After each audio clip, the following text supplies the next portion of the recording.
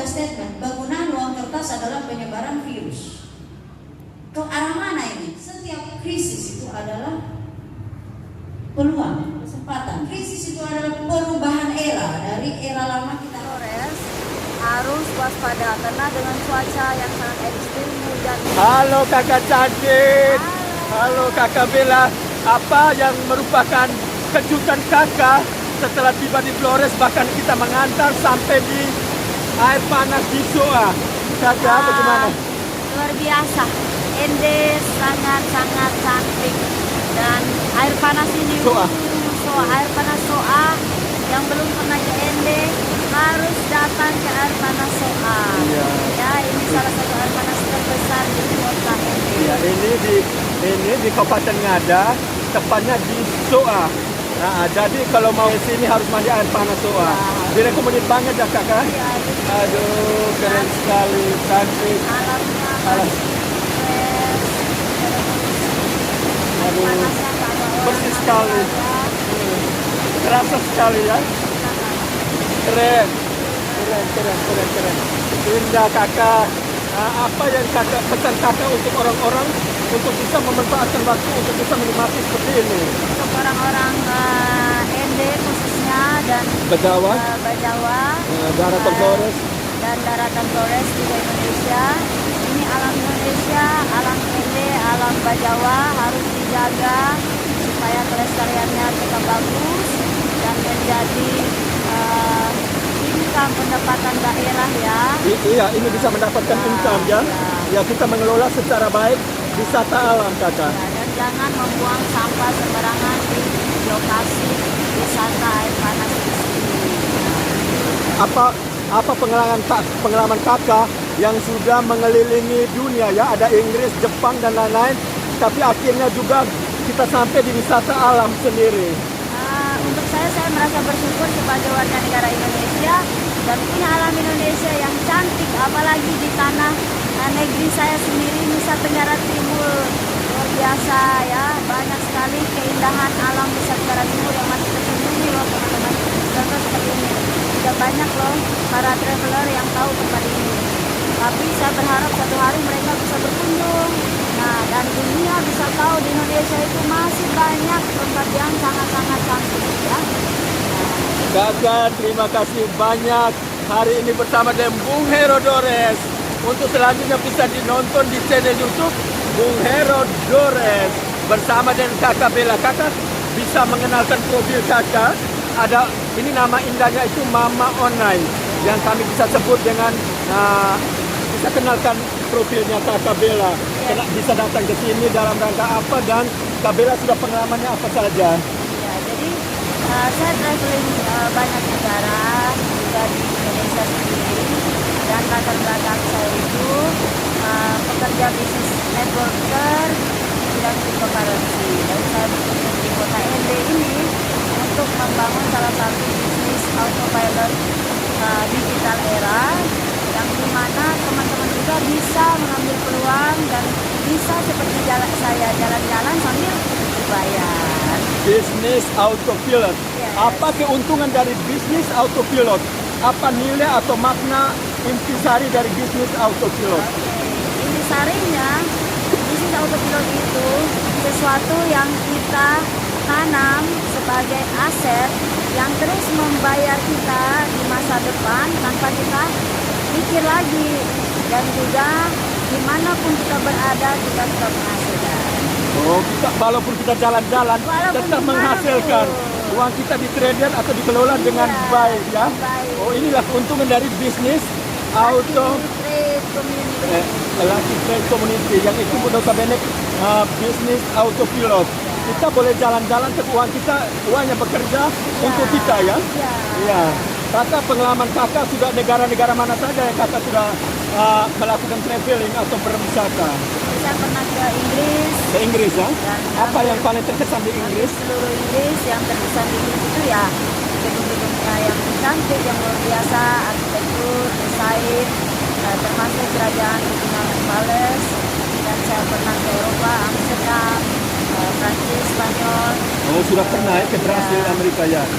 Spain, Australia, New Zealand, Jepang, dan Asia seluruhnya, dan Indonesia 70%, tapi masih banyak loh pulau Indonesia yang saya belum kunjungi seperti Kalimantan. Kalau Sumatera, Sumatera Utara, Sumatera Selatan belum. Belum ya? Jawa seluruhnya sudah, NTT seluruhnya sudah, Lombok, Bali, Papua, Maluku, Sulawesi, Kendari, Palangkaraya, luar biasa Indonesia. Kakak, Sangat kaya. saya tertarik dengan Kakak Bella, Kakak Berlian Ratu. Kakak ini pernah diwawancara Indodax. Untuk diketahui, satu-satunya putri NTT asli kelahiran Sumba, Ibu Berlian Ratu dengan nama cantik Mama Online, pernah diwawancara di Indodax. Kakak dalam rangka apa mereka wawancara kakak saat itu?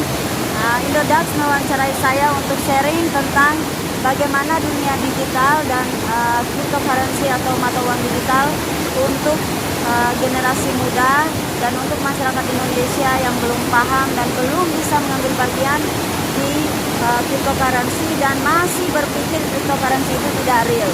Ya, cryptocurrency itu adalah aset kejayaan ekonomi Indonesia dan dunia. Jadi yang masih ketinggalan harus belajar, yang masih tidak tahu harus cari tahu apa itu digital era, apa itu aset digital, apa itu cryptocurrency. Di sini bersama kami siap melayani Anda. Oke, sekarang sudah tiba waktunya orang mulai pelan-pelan menggunakan mata uang digital. Sudah tiba waktunya, sudah era digital. Jadi kita pelan-pelan mengikuti era perkembangan zaman. Intinya bahwa ini adalah bisnis autopilot dan sangat bagus. Iya. Oke, sampai jumpa bersama saya Bung Herodores dan bersama dengan Mama Online. Mama Online, kakak tercantik. Apa namanya? Berlian Ratu. Mama Online sekaligus nama kesayangan Berlian Ratu. Kakak Berlian Ratu, terima kasih. Sampai jumpa di episode berikutnya. Kita jalan-jalan. Bersama sebagai anak negeri khususnya NTT bersatu dalam satu visi satu misi membangun NTT Jaya, Indonesia Timur, suara dari Indonesia, Indonesia Timur maju, NTT maju, NTT Jaya, financial freedom, ekonomi lebih maju. Thank you. Salam. Salam. Sukses. Kami dari SOA, Ngada, Ende, Nusa Tenggara Timur. The best. Oke. Sukses.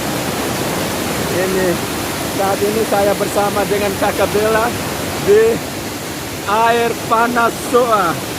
Dan aduh menikmati sekali ini indahnya. Sangat indah, keren sekali. Sampai jumpa untuk di episode kami selanjutnya. Kami bersantai-santai di sini.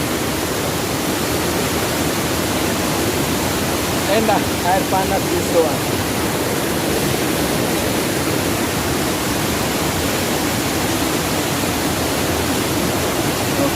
Kita tetap menikmati indahnya sebuah kehidupan. Dan di era pandemi ini kita tidak boleh putus asa.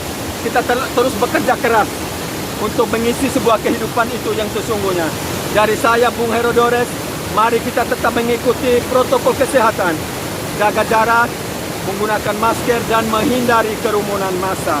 Saat ini kita di air panas SOA. Terima kasih, sampai jumpa. Selamat sore. Ini hujan turun berturut-turut selama 2 hari, maka mengakibatkan banjir yang begitu besar.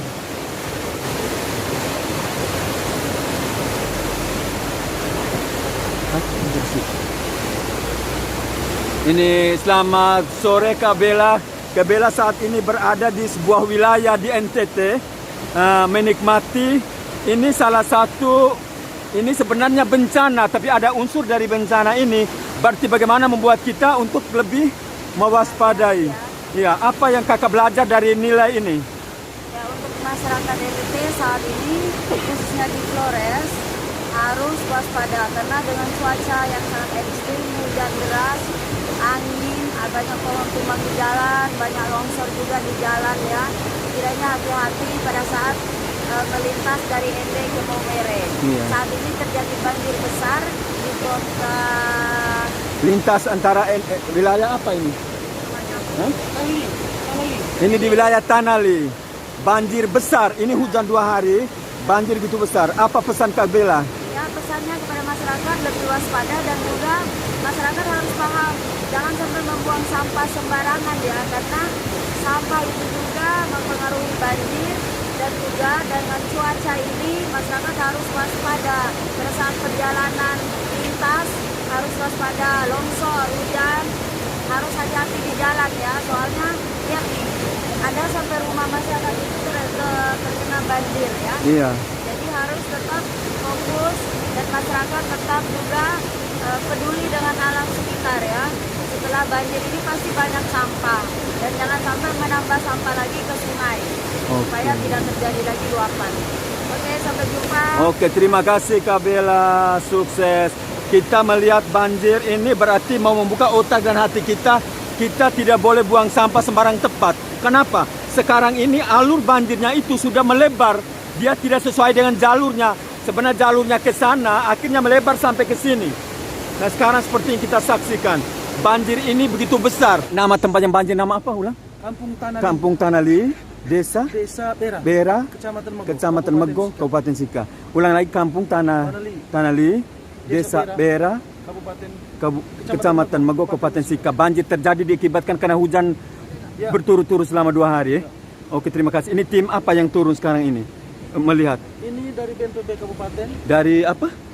Oh, Daerah bencana alam. Kabupaten Sika langsung turun ya. Oke, terima kasih banyak teman. Sukses. Tuhan memberkati. Tetaplah berkarya. Oke. Iya. If you don't fight for what you want, don't cry for what you lose. Kita ingin sesuatu, kita tidak fight, jangan pernah menangis kalau kita tidak mendapatkan. Biar tahu info di dunia. Did you notice? Apakah Anda menyadari lebih dari 30 juta orang di seluruh dunia saat ini kehilangan pekerjaan? Lebih dari 6.800 bisnis restoran ditutup di Indonesia. 700 mall di seluruh Indonesia tidak dibuka. Ya, 2 minggu lalu itu berita Sarina Plaza di Jakarta ditutup. Bayangkan berapa ratus pekerja yang tidak punya pekerjaan. Lebih dari 1.300 hotel di Indonesia ditutup. Seperti kami di Bali, Lombok itu pandeminya ini benar-benar berasa karena memang hidup dari pariwisata. Ya. Ratusan perusahaan airline terancam bangkrut dengan adanya larangan traveling seluruh dunia. Salah satunya adalah Emirates. Harga minyak Amerika Serikat West Texas Intermediate Underlight di Amerika turun hingga minus 37,63 USD per barel. 460 ribu perusahaan dan pabrik di Cina tutup secara permanen dan ratusan ribu di dunia. Seperti Pizza Hut ya. Setidaknya 2 dari merek otomotif terkenal menghentikan produksinya dan ratusan merek terkenal lainnya seperti Zara, Victoria's Secret, Pizza Hut, McDonald's, Starbucks itu ditutup. Bisnis retail mengalami penurunan pengunjung hingga 90%, kebangkitan bisnis properti tertunda dan tertekan ke arah yang negatif. Ini kita sadari tidak? Stock market crash. Tanggal 9 Maret, the Black Monday.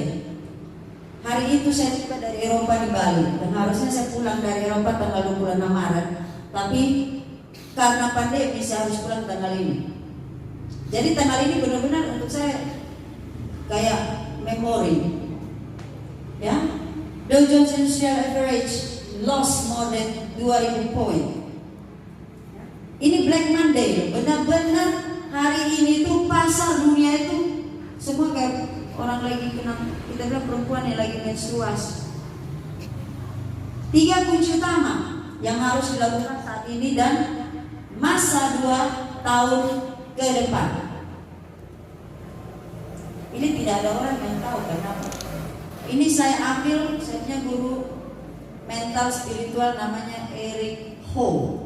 Dia salah satu entrepreneur dunia yang saat ini termuda, bilioner. Nah, pada saat kemarin saya punya kelas, saya tanya, guru, what your prediction untuk 2 tahun ke depan? Dia bilang you must prepare. to educate yourself. Harus sekarang siap untuk belajar edukasi diri kita untuk menghadapi 2021-2022. Caranya nomor 1, find the opportunity, because every crisis is an opportunity. Cari peluang, karena setiap krisis itu adalah peluang, kesempatannya. Kita lihat kesempatan semua saat pandemi. Dan krisis itu sebenarnya bukan cara susah, tidak. Krisis itu adalah perubahan era. Dari era lama kita akan masuk ke era yang baru. Jadi setiap 10 dekade atau 20 dekade itu ada perubahan. Kemarin kita di era digital 4.0. Sekarang kita masuk di era digital 5.0. Kita siap dengan global ekonomi yang akan dirubah. Tahun kemarin Amerika tidak menerima cryptocurrency. Tahun ini dia terima. Dan yang saya baru dengar kabar minggu lalu dari Switzerland, dari salah satu teman trader internasional, yang akan menjadi security cryptocurrency internasional. Dia punya kepala yang membawahi keamanan dari cryptocurrency itu salah satu guru dan dosen di Switzerland, dan dia mengajar orang-orang yang menangani masalah keuangan di Switzerland, bukan orang Amerika. Ini berarti goal untuk cryptocurrency di masa depan itu sangat besar. Nah, ini juga strategi bagaimana Bank Dunia press penciptaan uang kertas atau uang fiat. Kenapa? WHO itu sudah men-statement, cari yang YouTube ada. WHO sudah statement, penggunaan uang kertas adalah penyebaran virus. Ke arah mana ini? Kita sudah harus paham. Berarti saat ini kita bisa melakukan pembayaran secara digital, maka ke depan kita juga bisa melakukan penukaran alat tukar dengan mata uang digital. Ini udah persiapan, tolak ukur. Ya. Kedua, jangan kerja keras untuk mencari uang sebanyak mungkin. Kerja keras bagi orang yang tidak paham, tapi kerja cerdas bagi orang yang paham. Kita sudah paham teknologi, kita sudah paham, sudah di peluang era teknologi, berarti kita harus kerja cerdas. Kerja cerdasnya hanya belajar dari tempat tidur. Seperti Bapak Pius Daru bilang di Labuan Bajo, anggota DPR. Bapak kenapa tidak susah? Anggota DPR tidak terima gaji. Tenang saja, saya tidur di rumah dan istri, uang jadwal sudah. Uang apa itu? Sudah ketemu ada punggung datang ini ketemu. Udah saya datang kemarin 3 orang 350 juta. 2 hari saya di Labuan Bajo. Beliau tidak buka mulut dari Agustus beliau gabung. Tapi kalau temannya pinjam uang dia kasih 5 juta. Baru pinjam uang 5 juta. Kapan sudah selesai? Sudah sebut kau sudah. Sekarang mereka berusaha untuk mengambil peluang, mengelola uang secara bijak. Jangan membeli liabilitas, tapi belilah aset. Apa liabilitas, apa aset? Liabilitas adalah sesuatu yang kita keluarin uang setiap bulan atau setiap tahun. Sedangkan aset adalah sesuatu yang menghasilkan uang ke kita setiap hari. Bapak punya aset? Iya punya. Apa? Saya punya rumah di sana. Ada 7 rumah. Di Palangkaraya. Bapak punya aset? Iya. Bapak biasa 7 rumah. Rumahnya sekarang bikin uang? Tidak, kosong. Nanti saya jual kalau harga naik. Oke. Bang, apa lagi yang Bapak punya? Saya punya tanah. Berapa? Banyak sekali dong. Tanah itu sekarang bikin uang untuk tidak, saya beli dari 20 tahun yang lalu. Bapak bayar pajak? Iya. Rumah Bapak bayar listrik pajak? Iya. Berarti rumah aset, mobil, motor itu bukan aset. Jangan salah paham. Karena aset sesuatu yang kita beli hari ini besok harganya tinggi. Beli mobil hari ini 5 menit keluar dari daerah harganya turun. Ya, harus paham. Jadi kita harus tahu mengelola uang kita dengan baik. Pada saat kita memahami, dan saat ini jangan karena gaya hidup terus kita memaksa. Terus invest di tempat yang benar. Invest di tempat yang benar yaitu apa? Tidak mungkin kita invest kepada seseorang yang kita tidak kenal. At least kita kenal. Saya invest di LTC kenapa? Karena saya tahu Bapak Lukman itu integritas, konsisten. Orang mau punya kejujuran, orang mau punya kekayaan, orang mau punya kepintaran, tapi dia tidak punya integritas, dia bukan manusia. Dia bukan siapa-siapa untuk saya. Tapi pada saat saya bertemu beliau punya integritas, yaitu pertama yang saya lihat apa? Sisi kemanusiaan. Bukan karena uang banyak terus kita lupa dari mana kita berasal. Pada saat kita mengambil keputusan menjadi seorang investor, kita harus paham apa perbedaan antara deposito, inflasi minus, risiko rendah, amannya, fluktuasi stabil, likuiditas oke. Kenapa hanya oke? Deposito untuk masyarakat, saya lebih aman deposito. Kenapa likuiditasnya oke? Kenapa? Pada saat kita mau tarik kita punya uang, itu prosesnya apa? 1 minggu. Pada saat kita store, 10 menit proses selesai. Pada saat kita mau kasih keluar, dia bilang manajer tidak ada, tunggu tanda tangan manajer. Dia bolak-balik di kamar itu ngomong kosong. Oh tidak bisa ibu, tunggu 1 minggu. Kenapa? 1 minggu ini dong putar dulu. Jadi likuiditasnya hanya oke. Saham plus inflasi, risiko sangat tinggi. Kenapa sangat tinggi? Karena 1 poin atau setengah 0,5 poin kalau kita trading saham pasti kita lose. Mau stop loss kayak mau apa kayak tidak ada yang kita bisa buat di situ. Likuiditas oke, sama. Emas, inflasi plus risiko rendah. Karena pada saat harga emas turun, emas ini tidak berkurang. Fluktuasinya tetap stabil.